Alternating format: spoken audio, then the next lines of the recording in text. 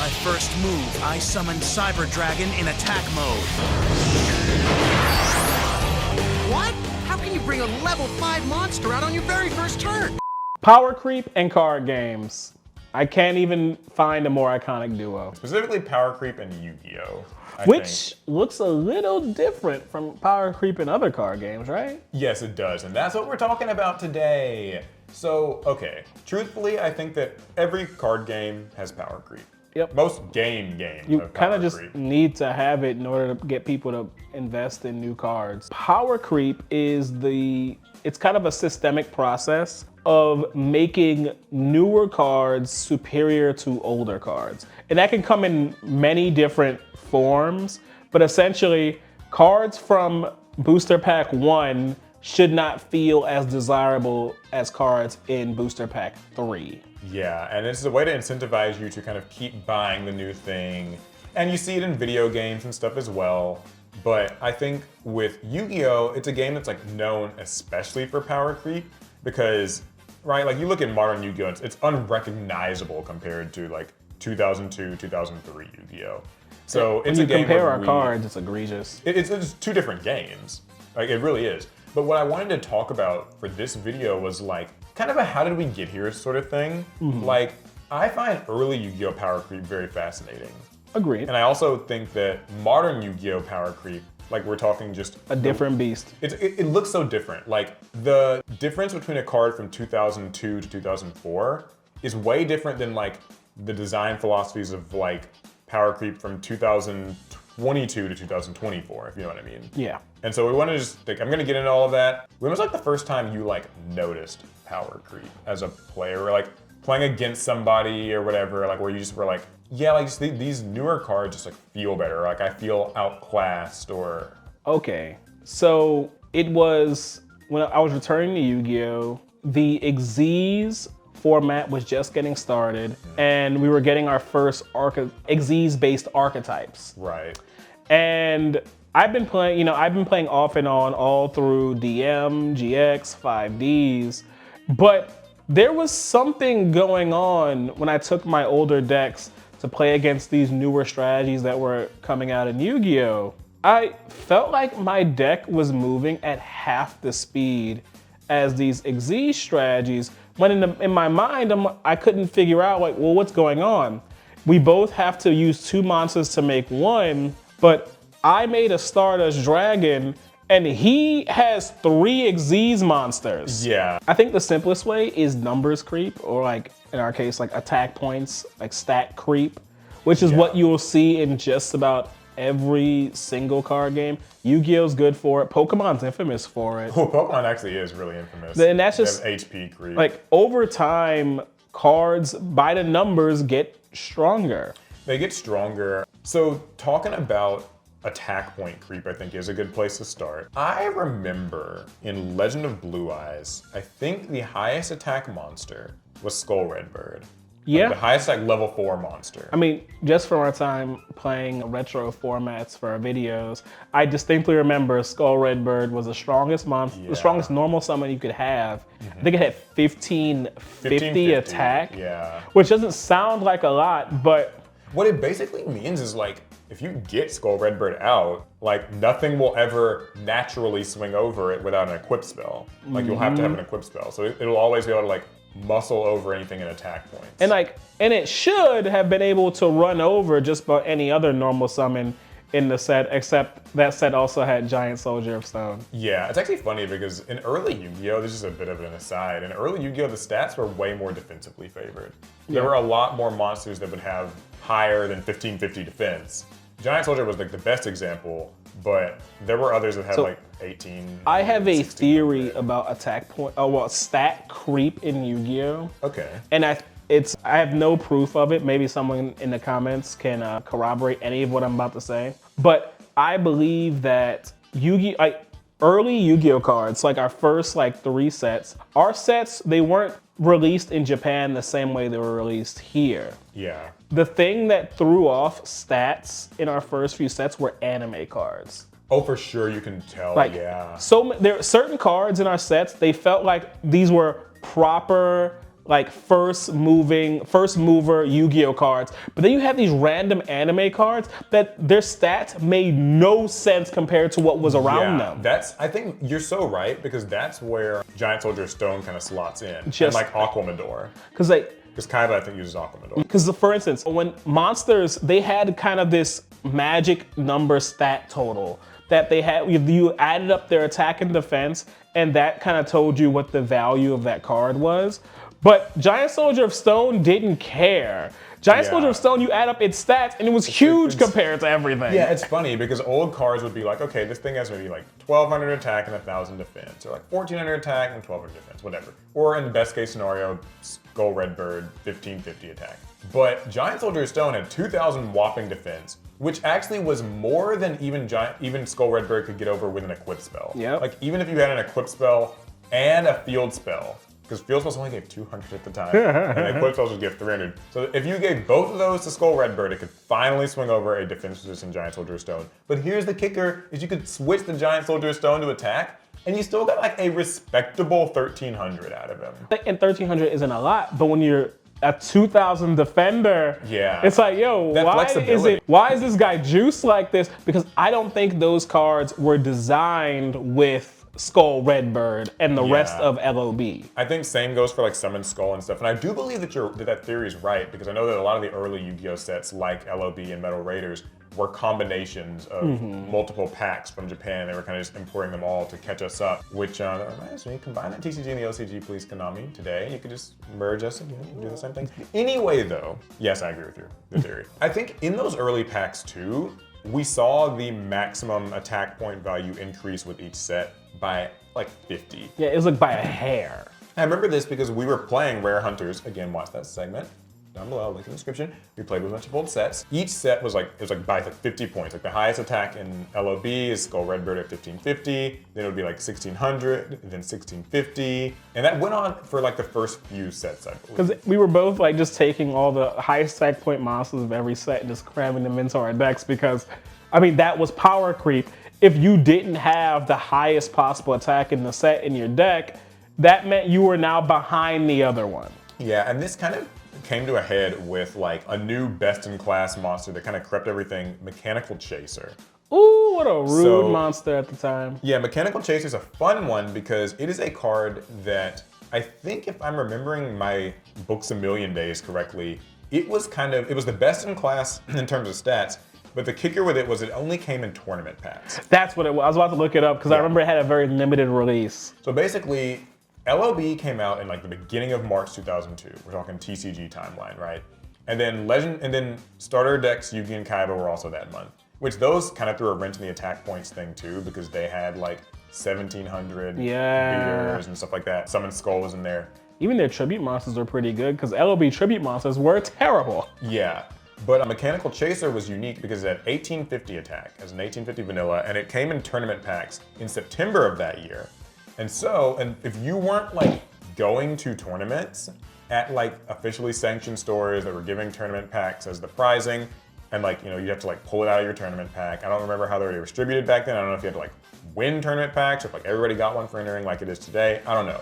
But basically, not just everybody had a Mechanical Chaser. And it could beat out any normal summon you had in your whole deck. Yeah, and for a long time, it was basically, you know, it set the pace, and that didn't get interrupted until Gemini Elf in Labyrinth of Nightmare in March 2003. So there was a big, there's a good 6-month period or so where Mechanical Chaser was that guy. Yeah, he was running everything. We were chasing the Mechanical Chaser. And now you got Gemini Elf and it's 1,900, and that was a huge deal. Like a 1,900 normal summon. I think it became pretty normal after that to have those sorts of things, but like just a free 1,900 was a big deal, so. I mean, to get higher than that, you had to have a 2,000 attack monster, and those always came with some type of a detrimental effect. It was at that point Konami was like, all right, enough of this attack creep. If you want a 2,000 attack monster, it's gonna turn the defense position, or who was it that destroyed themselves? Goblin Attack Force, 2,300 attack, and goes to defense. But there were a lot of them that like would destroy themselves. Yeah, there was someone who just blew himself up. I cannot remember who it was. There was a few of them that would do that. And like, yeah, they just couldn't attack, or like they wouldn't be able to, like, they had to be set for, I know what these cards are. These old cards that just like they all had drawbacks like that. It actually brings me to another thing too about this, was like, because Yu-Gi-Oh! Doesn't have this anymore, but back then, I liked the distinction between vanillas and effect monsters. Vanillas were, because they had no effect, they were allowed to have better stats. Yep. And effect monsters could, like, you know, they had strong effects, so they didn't typically have. They eventually had strong effects. Some of them were just really bad. True. Early on, but then again, early on had Manual. We had Manual Bug. Like, there were exceptions. Manual Bug is the giant soldier of stone. Oh, effect monsters? Yeah, that's fair. It's the weirdly, like, it's way better than everything else. I like that, like, normal monsters got to have the solid stats, whereas effect monsters could have solid stats, but with some drawback. Or, you know, just something. Like Jiraiya. That was a great example. Yeah, Jiraiya. He was like 2,200. Like, and it's an effect monster, so you're like, oh, this breaks the rule, but then you read it. Yeah, then you can like have your life points. Although, he would still get to attack. And we were more than willing to lose the half. Yeah. This is like, this whole video is just like one big like advertisement for go watch Rare Hunters. Because like we literally go through all these old sets and you can like watch the power creep almost unfold in real time. True. Another thing I was gonna say too is Tribute Summon monsters kind of had a similar progression. Except the only problem is that they released Summon Skull way too early and it just threw everything off because LOB tribute summons are terrible. They're god awful. They're real, like they weren't worth, you would tribute a monster for a monster with 1,600 attack. Yeah, level 5s were like, I mean, there were level 5s with like 1,500. There were level 5s that were weaker than Skull Redbird. Horrific cards, man. And I remember the Star Decks came out, they threw another wrench in that because now you were tribute summoning for like, what was it? A Sword Stalker had 2,000. The Judge Man, was he one tribute or two? Judge Man was, I think, one tribute and he was 2,200? Like, all of a sudden, the Star Decks came out and those LOB tributes, other than Summon Skull, never to be touched again. Yeah, I think that eventually Yu-Gi-Oh! Landed on kind of, it seems like the standard strength of like 2,400 for tribute summon monsters. It didn't reach that for a while, but like once it hit, actually I guess Jinzo was like even before then. Because Jinzo was before the Monarchs and it had 2,400. But Jinzo was an anime card, so he also was breaking the rules. Yeah, it kind of follows a different rule.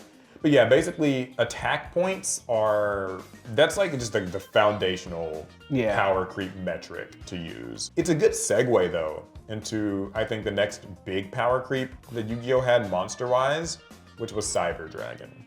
Oh my God, I remember Cyber Dragon so well. Guys, Tell me all about Cyber Dragon. Dragon. So when DM ended, we didn't know what was next for Yu-Gi-Oh! And I remember at the time, I was getting every issue of Shonen Jump magazine. And they were ready to hype the shit out of Yu-Gi-Oh! GX. Yeah. And that was the very first card they revealed, or it might have been second, but I think it was the first card they revealed. Cyber Dragon. 2,100 attack, level 5, light machine monster. Yeah. And I'm not gonna lie, when I looked at it, I was scratching my head because they made the card, because I didn't play competitive Yu-Gi-Oh! At the time. I had no idea what made a card good. So I looked at Cyber Dragon and I'm like, this is supposed to be the next Blue Eyes White Dragon. This card is trash. Yeah, and that's all so ironic because Cyber Dragon would go on to be really a far better card than Blue Eyes ever was. It's the fact that it has 2,100 attack and an effect that lets you special summon it from your hand if you control the monsters and your opponent does. And so this was huge because not only are you like, you know, getting the attack point creep over any 1,900 monster and even being able to swing over Giant Soldier of Stone, but also it isn't a normal summon. Yeah. You're not using your normal summon. It was like a buff for going second. Yeah. That it was one of those weird moments when an anime card felt like it was designed for the modern game at the time. Yeah. You wanted your opponent to go first and like, you know, summon their 1,800, 1,900 thing. Or set a monster face. Or like set a monster, and now you take your turn and you just go like Cyber Dragon. It summons itself. I think like when Zane uses it in the show, that they kind of make a moment of that. Of the fact that like it's not a normal summon, it's like a special summon and then he still gets to like summon something else afterwards. Because that made Cyber Dragon useful for any number of things. You could swing over stuff with it. You could even immediately tribute it for like a tribute summon, like a Jinzo or something, if you wanted to.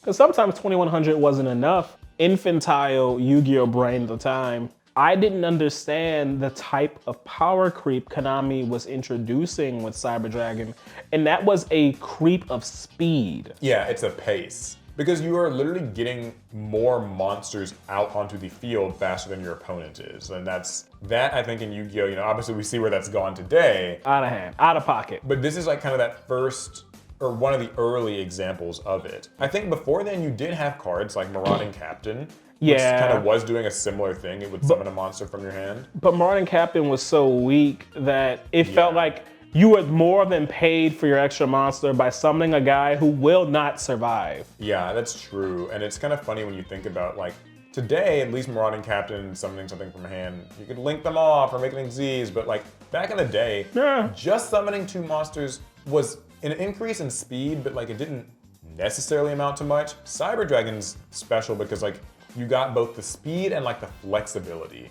And like the power along with it. That might have been like, you know how people call a card like a creator card nowadays? Yeah. When like something gets released and it feels, a custom card where it feels like it's perfect as if someone just designed it. That's what Cyber Dragon was at the time. Yeah. I didn't know it because I wasn't playing the type of Yu-Gi-Oh where I would appreciate it. It is funny too, because I remember like Cyber Dragon was a card I don't think I ever really, like I wasn't playing Yu-Gi-Oh between about 2005 to like 2008.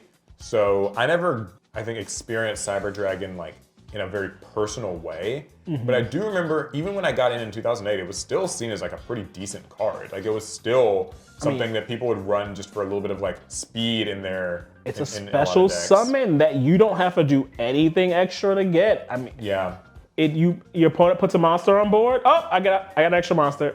Yeah, I think Cyber Dragon is an example of that. It's a great segue, I think, into the next point too, just about like monsters special summoning other monsters. Yeah. Junk Synchron and Debris Dragon kind of come to mind here, but this is these monsters that summon another monster along with them, but like it's from a free location. Yeah. So like Marauding Captain from a card advantage standpoint is not gaining you anything. Because it summons it from your hand. It summons another monster from your hand, which is like pretty good, but you're still just summoning from hand, so you're not gaining anything.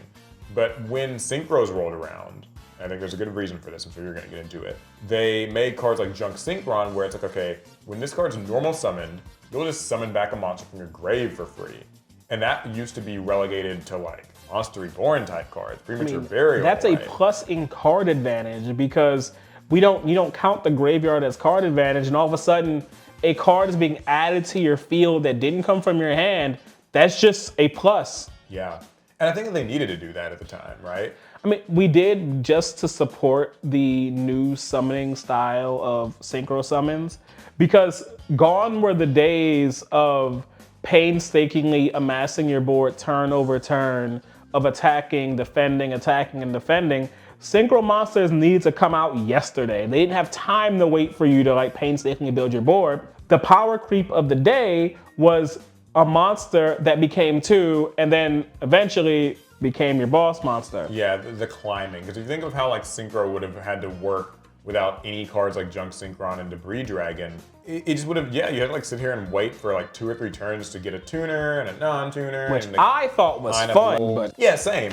I think I actually enjoy the fact that there were still slower Synchro strategies that could kind of build up stuff over time. But, you know, like they needed the premier Synchro cards, like Yusei uses Junk Synchron and Debris Dragon, like they needed those premier cards. For him to make those big plays, you had to have cards that like summoned, you know, in that way. And it lined up pretty well thematically with Yu-Gi-Oh! 5Ds, and like, you know, they dueled on motorcycles, about speed and explosiveness. They really drove that home with those cards, because up until that point in Yu-Gi-Oh! When you were behind, the best you could do was play a spell or activate a trap that kind of like dragged your opponent back to where you were and you could start building your board again. But monsters like Debris Dragon, Junk Synchron meant that you could make an explosive play with monsters out of nowhere, and that's very Yu-Gi-Oh! 5Ds. Yeah, it is. I think a similar thing to almost talk about here too is like emergency teleport. Kind of just feels like it's like a relevant thing. I know Yusei also even added, it was like the advent of the card 1-for-1, which came out a little bit later, it was a couple years later. but cards that like summoned a monster from your deck. It still wasn't like at a plus. We're gonna get into that in a second. But, you know, just these cards that kind of speed a monster out of your deck. Right. Right, and like that way you could quickly get to your tuner, your Krebons, or your Psychic Commander, so you can make your Synchro Summon not tomorrow, but today. Right? It actually reminds me, and this is a very weird example, because this card is an example of power creep, but power creep drug this card forward. I'm thinking of Dandelion. Yeah, that's true. Dandelion's a fun kind of Because fun case. for years, if you would ask me, was Dandelion a Yu-Gi-Oh! 5Ds or GX card, I'll say, what's a Yu-Gi-Oh! 5Ds card? It was like the greatest like synchro supporting card you could have. And it's like, no, it was actually introduced in Yu-Gi-Oh! Yeah, And it wasn't used really. It wasn't as powerful. Although like I said, it was pretty good from the start, but like it was way better. It was way better with those. synchro monsters. That's true. And I think a bit of an evolution from that even comes with like Xyz monsters, where you needed to have these two monsters in the field with matching levels. And that's where we started to see these cards like Tour Guide from the Underworld and Rescue Rabbit, which on the surface seems similar to Junk Synchron and Debris Dragon, but the difference is that while Junk Synchron and Debris Dragon needed setup, they were giving you a +1, but they needed some setup. You had to get something in the grave first. So they'd be a +1, but it wouldn't be like a +1 on turn one. Right. These were like, this is where immediate plus. Yeah, we started to get those monsters where it's just like, you normal summon it, and you get something else from the deck. And that's actually right when I got back into Yu-Gi-Oh! In community college. The Xyz strategies were just coming out. And I remember we had one guy at my very, scrubby community college local. He played Dino Rabbits. It was infuriating. Yeah. Because I had a hard time wrapping my head around what was happening. Yeah. That my opponent was doing in one turn that I was trying to set up for in 3. Right. Because you Rescue Rabbit, you example, distribute it, it spits out 2 monsters from a deck, you make an Xyz monster, and if you have any amount of extension in your deck, and that was kind of your goal, you try to make another. I should say, as I mentioned this, I did forget to mention that Rescue Cat came before Rescue Rabbit, and it was used in the Synchro times. It was kind of more of a like mid to late Synchro era card, so you could already see the writing on the wall a little bit. I remember like it was used a lot with Summoner Monk. Like Summoner Monk was another one of those cards. It's sort of like E-Telly, it summons from deck. I think it was like, you had to pitch a spell with Summoner Monk, and you'd summon a level 4 monster from your deck. Yep. So early on, people would like summon Rose Warrior, and then later on they would summon Rescue Cat. So it'd be like, you'd summon Summoner Monk, and then you'd use Summoner Monk to summon a second Summoner Monk, and then you use that Summoner Monk to summon a Rescue Cat. You use that Rescue Cat, summon 2 X-Saber Air Bellums, and then those were both tuners. I remember that and it was like a whole thing. So like you could sort of see the idea there's this whole through line of monsters that would like summon other monsters, that would summon other monsters, and like it's funny because today that's also normal, but this was like the origins of that. Do you know what you didn't even mention a single time here? Their attack points. Oh, that's so true. That's such a good point. At this point in Yu-Gi-Oh, attack points, especially for like normal summons, it stopped mattering. Yeah. Like that's why Konami was able to kind of stop at just around like 2,000 attack on vanilla. They didn't have to do any more power creeping attacks because effects were now the name of the game. Yeah, it basically was, I think it's a good segue into just the extra deck as a concept, because like that's really its own conversation. But the extra deck became your attack power, right? Like these monsters did not have to have good stats. Rescue Rabbit, Tour Guide, Junk Synchron, Debris, none of them had to have good stats because they were just going to be ingredients. For me, they're a vehicle. I truly felt that when I started playing the Gear Gia archetype. I forget what year that was. Yeah, it was like 2013, 14. When the vast majority of the cards in the deck, their stats were terrible. It didn't matter. They were just going to be Xyz material. We had one monster that had decent defense stats, and that was a Gear Gia Armor. Yeah. And it would survive maybe one attack. It didn't matter. We're making Xyz monsters, and their effects were how I was going to win a game. Because even the monster we were making, what was his name? We made Gear Gigant X. Gear Gigant X, Wind Up Z, Zen mains, and these monsters didn't have crazy attack stats. It was all about what they could do with their effects. The extra deck as a toolbox, the extra deck as your boss monsters. Yeah, I mean, the extra deck, like, we could really do our own whole separate video on the extra deck. And we just might. Yeah, if you like this video. But like, really and truly, I think that the extra deck changed power creep because it meant like that main deck cards could be designed to simply facilitate extra deck summons. And I think that that's why no one cares that Rescue Cat has 500 attack or whatever it does. It does? It's weak, I don't know. I have no idea. It's weak. I don't know if I've ever read its attack stat. Yeah, and you're not supposed to, because like it's supposed to kind of come and go. And like, meanwhile, I think that we've almost like we kind of skipped over this, so I want to briefly touch on it. There was an era where like effect monsters started to rival the attack of vanilla monsters while still having good effects. That's true. I think this is where your Gravekeeper Spy comes to mind, your Breaker the Magical Warrior. Yeah. Where Elemental Hero Stratos. Yeah, Stratos. Yeah, a little bit later in that. Because like you think like Breaker the Magical Warrior, right? He's 1600 attack when he's summoned, he gets a spell counter, so he becomes 1900. So out the gate, he's already rivaling Gemini Elf. Yep. He can attack, he can do whatever. And he's got a little bit more in the kit, right? Yeah, he's got a kit to him because now, like, after you swing over their Kaiku the Ghost Destroyer, let's say, another standard card at the time, decent stats and a good effect on him too. You swing over the Kaiku, and then in main phase 2, you remove that counter and you pop a spell or trap, and now you're getting like, you know, double duty here. And he's still on the field. He's 1600 now, but like he did 2 things. I mean, that's great, like card economy. Those were some of the building blocks of Yu-Gi-Oh! At the time, was figuring out a way to get 2 uses out of one monster, and Breaker's like, I show up ready to do that. Yeah, because early on, I think removal was either, if we're talking kind of just strictly monster removal, either something slow like Man-Eater Bug, right? Or it was something like Exiled Force, which was proactive but still lost itself in the exchange. Immediately it would tribute itself. So it's like a 1-for-1, and you lost your normal summon, but now you're getting these cards like Breaker, which, yes, it's not as strong a monster, it's a spell or trap, but like still, a card's a card. A card's a card, and especially in those older simplified days of Yu-Gi-Oh! So I wanted to kind of bring that up because I feel like, you know, I didn't want to miss that there was that period of time where that was like, they were combining stats and good effects, and like, in many cases, creeping them both at the same time, so. I kind of talked about it before with Geargia, but the next level of power creep in Yu-Gi-Oh! Was, I guess, what we could call real archetypes. Yeah. Because up until this point, some archetypes did exist in Yu-Gi-Oh!, but it was kind of an archetype of convenience. Yeah, like sometimes an archetype in name only, right? Yeah, like there wasn't a real like strategy that these archetypes were promoting. It was just, hey, these are related cards, and if you play them together, it looks nice. Yeah, so like, I mean, there were benefits early on to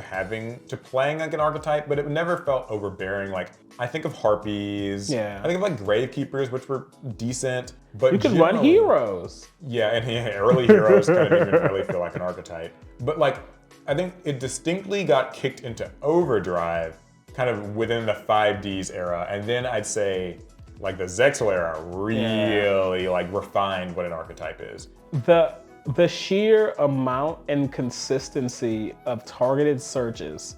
Yeah. It was like night and day. You could take a little homebrew deck to locals, and it was fine until you played against a real archetype deck, and all of a sudden their deck had these starter cards that searched out members of their archetype. And what did the cards that they searched do? They helped you either search for more or recur members of the archetype. Or build a board or like, whatever. Just consistently building up your board in hand and recycling their resources. That's what real archetypes did. It's kind of crazy to think about, but basically like early on, the only search spells that existed were like Reinforcement of the Army. It's like very generic. Like Warriors were quite lucky to have that card because Yeah. no other type got that. Like nobody else got a Rhoda. I remember when I was a kid, I thought, when I first saw Rhoda, I thought there was like a spellcaster equivalent or.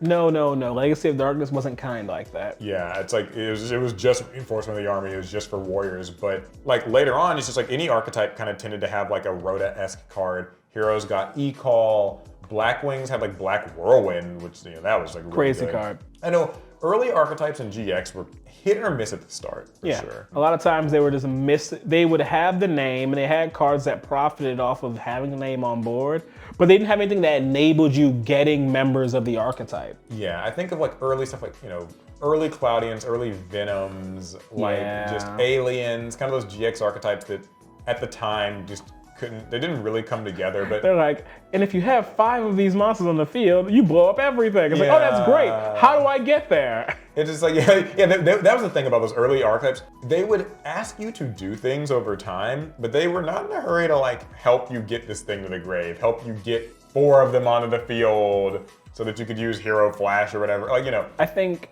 I just thought about it. The first archetype that I noted was trying to do that was 6 Samurai, I think. I think they were the first one that like was beginning, I mean not the first, but like one of the early ones that was beginning to get competent. Because early 6 Samurai decks weren't great, but they were doing something. The cards were working together in a way that not many archetypes were yet. Yeah. Then it kind of went out of control. Yeah, I remember like, you know, they got like Grandmaster of the 6 Samurai where it was like, if you controlled like a 6 Samurai, then you got to summon him as well. So now he kind of just like added on the board. He was effectively just a Cyber Dragon, but like that, you know, now you have an archetype that's like flooding the board. And then they had like Great Shogun Shien, although he was a bit later. And they had like their own like sort of set of spells and traps. And that makes a big difference too with like, you know, when you think about playing a deck kind of in the like Monarch or GOAT format type of days where it's just the 40 best cards you can find. Right. Oftentimes when a card was used up, that was just sort of it. Like unless you were banishing something for Chaos Sorcerer. Otherwise, like, oh, these like Dekoichis and Gravekeeper Spies and whatever is in your graveyard aren't really doing much. And you were very beholden to what those first 5 cards off your deck were. Yeah, you weren't searching. And archetypes changed that. Because yeah, like if you drew these 5 things, like this is what you're gonna use. You had to live off those 5. Yeah, you had to kind of live off of them. And like I said, if you weren't banishing for Chaos Sorcerer, maybe like Bazu the Soul Eater could at least make use of your grave. But generally, like once it's in the grave, it's done. Whereas with archetypes, as you get into the mid and the late game, having those heroes or whatever is in your graveyard, they're now like fodder for another archetype card. They can be recovered by another archetype card. They can be used for Miracle Fusion. Like, you know, I remember like Return of the 6 Samurai, I could like bring back a 6 Samurai card. So it's like, now this deck gets its own themed Monster Reborn, while the actual card Monster Reborn is just like banned or limited or whatever it was at the time. Yeah. Like, so that was like this distinct advantage that only archetypes got to have. So I think like that alone, like even at the start they were rocky. Like GX archetypes are rocky. Yep. Toward the end they get better. You get Gladiator Beasts, you get Light Sworns. 6 Samurai kind of were just right before that. Oh. And because of those archetypes you just mentioned, is another aspect of real archetypes that we didn't really talk about yet. Boss monsters. That's so true. That's so true. Like real archetypes came with like fairly potent boss monsters that they were actively trying like set up by using their engines. You mentioned Light Sworns and my brain went to Light Sworns and Dark World. Yeah. 2 archetypes that I played quite a bit in community college. Like playing like Graph and JD, these guys were beasts. Yeah. Your whole deck up until that point was setting them up to get maximum value out of them. Yeah, that's true. I also do think that like, so basically GX sort of set the foundation. Speaking of boss monsters, freaking Gladiator Beasts with their contact fusion for their bosses was insane. But 5Ds began to do more with them because like they had to have that thing we were talking about earlier where like the cards had to make a concerted effort to get themselves out on the field. It was all about synchro summon. We gotta get these monsters onto the field. Like, even as good as like Glads and other stuff were, they weren't like really doing a lot to get you more monsters out. Like they could, but you know. But like with synchro archetypes, Blackwings all like they summoned themselves. You know what I mean? It felt like they were multiplying. Yeah. And then you get to like Zexal and it got even more refined. Like more of these like tour guide, rescue rabbit type monsters, like themed marauding captains and that sort of thing. I think about wind-ups. Inzectors, wind-ups. Inzectors, just Fire those were real archetypes. They had every hallmark you could count for an archetype. They had them, they were doing them, they were churning out these monsters turn after turn after turn.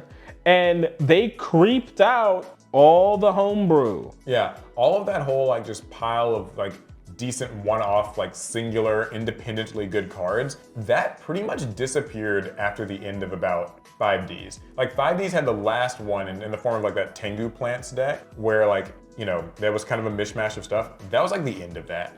After that, it was pretty much your archetypes or nothing. Like your archetypes or you're losing.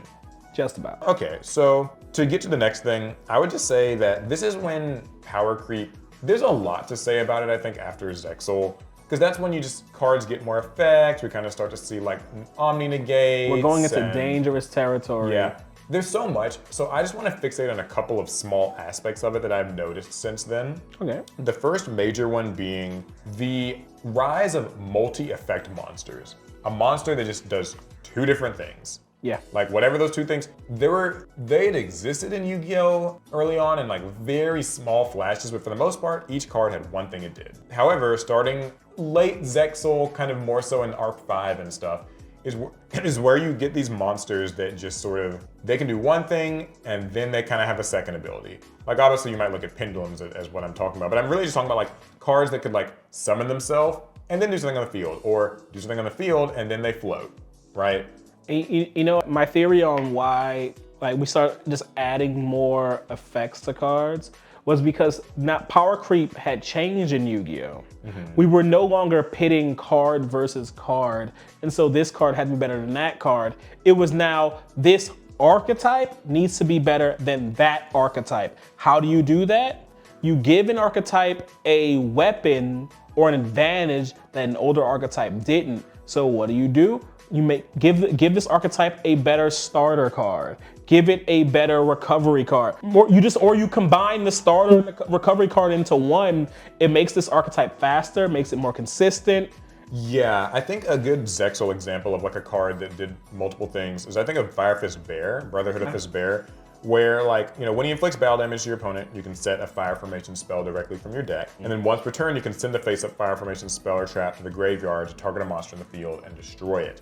So this is part of the broader Fire King or Fire Fist strategy, but like, I remember just the power that came from like activating Tenki, Fire Formation Tenki, searching for Bear, summoning Bear, and then using its effect to just pop whatever's in front of it, and then attacking with it, because now their field's clear, and then it gets another Fire Fist card from your deck, and like, it's doing two things. It's like removal and floating, and like, that's a big deal. So I think like we saw more and more cards where the expectation is that this needs to kind of be doing double duty. Because I mean, the new archetypes that Konami were pushing, they had to be stronger than the last ones.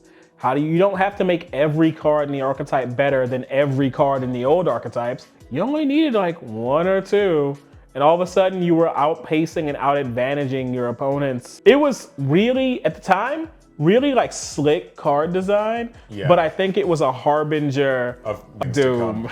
Because to quickly kind of fast forward to today, we basically have what I just have deemed the 3-effect rule, where most cards today, like in archetypes, either have 2 or 3 effects. And if it's got 3 effects, usually the first effect is how it summons itself. Yep. The second effect is what it does once it's on the field. Yeah, on the field, it kind of has some floaty, beneficial, removal, whatever, gets a search. And the third thing is like the float. So great examples, like, you know, Snake Eyes Poplar. Oh my like, goat. When it gets added to your hand, it summons itself. When it summons itself, it gets a spell or trap. When it goes to grave, it comes back as like a back row. But there's examples in boss monsters. You have like Lovely Lady of the Labyrinth, where she can like summon herself and set more spells and traps, and she gets protection. Or like there's every Kashtira Fenrir summons itself, searches, and banishes. 3 whole different effects. It's like, that's kind of what's expected for like a good card to exist. It's the norm now, so. Yeah, I mean, if your archetype doesn't have a 3-effect monster, are you really an archetype in the modern day? Yeah, another thing that I wanted to just a little touchstone is the cheating out of cards has become another normal thing that's today. A pet peeve of mine. Yeah. Because Konami is running out of ways to make new cards better than older cards, because as you make archetypes more sufficient, it's hard to say, well, are these new cards better? How do we make a better synchro monster or a better monster or strategy? Well, you make it say don't need their like summoning materials. Yeah, they skip steps. I just foundationally blame Link monsters for this. I think that the advent of Link monsters made it where they kind of had to give the existing summoning types something to catch them up. So that's where you see like your Thunder Dragon Colossus. this is a fusion monster that just straight up is not fusing.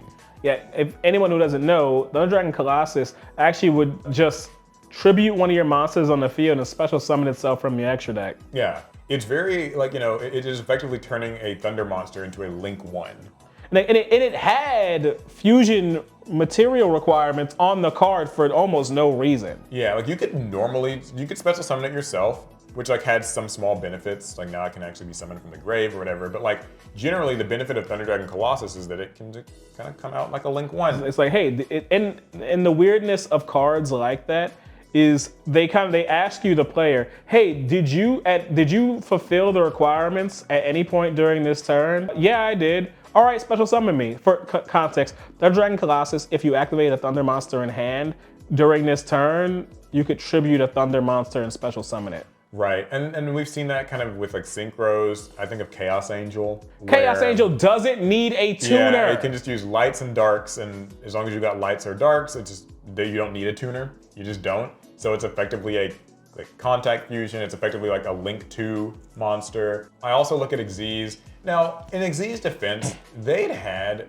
Xyz monsters that kind of like ranked up over others already. But they ranked up over other Xyz monsters, and then typically they were using like, oh yeah, I guess originally they were using rank up spells to do it. So you had already been using resources to start doing the nonsense. Yeah, or like usually when you'd rank up, it wasn't anything majorly strong, like, you know, Downer Magician or something, like wasn't. Yeah. But then you kind of get these cards like a Zeus, where it's just any Xyz can kind of just be used for Zeus. So you are not ever actually using 2 level 12 monsters to overlay into a Divine Arsenal Zeus. You're just yeah, I don't know if I've ever seen someone properly or regularly Xyz summon a double A Zeus. Yeah, I think it's happened once to me in Master Duel. Wow. Because I play way too much Master Duel.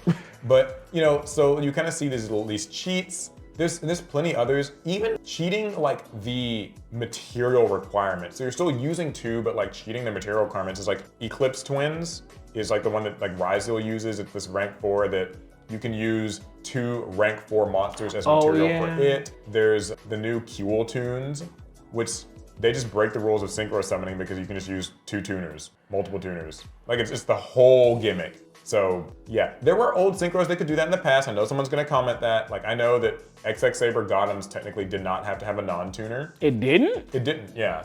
It's a very weird little stipulation of its. I'd forgotten. But it never really broke the card. Because like, I mean, there's still like a level 9 synchro in 2010 or whatever. I mean, and no one said like Gothams was rewriting the book on synchros. The synchros that follow Gothams did not also include like text like that. You know it didn't, because I didn't remember. I didn't. Yeah, it's kind of obscure because half the time you can still use non-tuners. It's just whatever.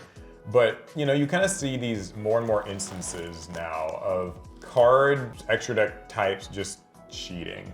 Yeah, I mean, how do you make a better synchro? A synchro doesn't need to be synchro summoned, or normally synchro summoned. One other touchstone, one last one at least that I have here, is the way that cards are designed, and I think this is like less of power creep in a direct sense and more of like power creep in response to existing threats. I mean, the way I look at it is card design to get around the metagame. Yeah, so what I'm talking about here is, we know that Ash Blossom is a really powerful card. The OCG actually recently like put it to 2. I don't know if you saw that, because I guess I think it's so good.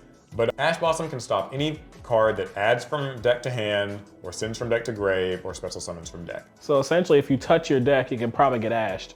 So what they've kind of started doing with a lot of archetypes is they will make cards that place a spell or trap from your deck to the field directly. Because Ash does not specifically say that it stops cards from being placed from your deck, only searched or sent from your deck. Yeah, so a card that might normally be like, okay, when this is normal summon, you search a spell or trap, and then you just like activate that spell or trap. It's a continuous spell or whatever. No, now they're just like, well, we're gonna skip that step so that this monster cannot be Ash Blossomed. A deck I play, like Voiceless Voice, low places the barrier.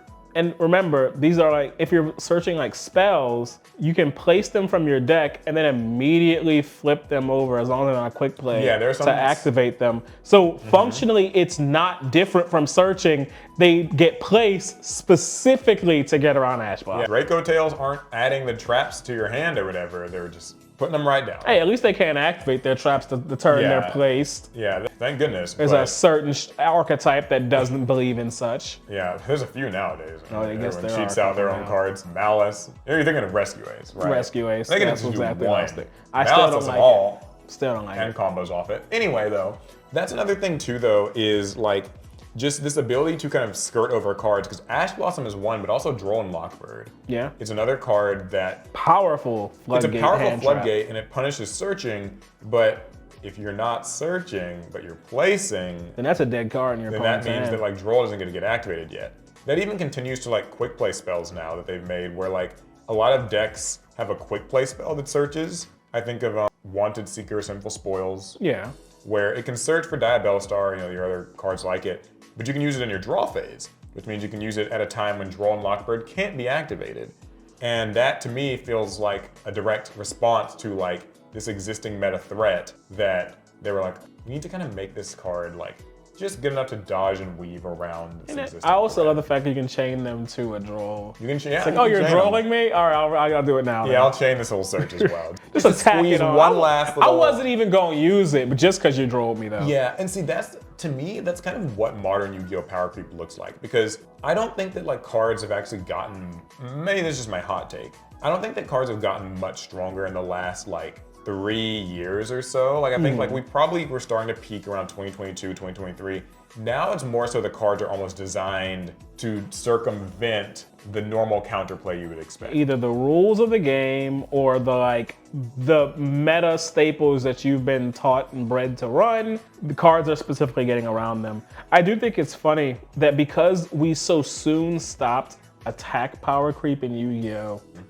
Blue Eyes White Dragon can fight the vast majority of modern cards and win if, effects were just not allowed to be used. Yeah. It would be so interesting, I feel like, this is just a thought to leave you all on, is like almost like if extra deck monsters kind of had the same mechanics that they do, but they just were vanillas. So like if you think about it, you can still summon a Red Dragon Archfiend with like a tuner and a non-tuner or whatever, and it's technically better than Tribute summoning it, but that's just it, it's a 3,000 attack. That vaguely reminds me, remember Cross Duel? Oh, Yu-Gi-Oh! Cross Duel. In Yu-Gi-Oh! Cross Duel, it's not normal Yu-Gi-Oh! And your boss monsters like Odd Eyes Pendulum Dragon, Stardust Dragon, they, in Cross Duel, start off as just vanilla monsters that you can to give tribute them summon. effects. You had to spend resources to make them into their extra deck forms, and sometimes you didn't want to. Say, wait a minute, well, I could put all this work in doing a Pendulum summon, or my Odd Eyes, I just tribute summon. Rest in peace, Cross Duel. Truly an underappreciated gem.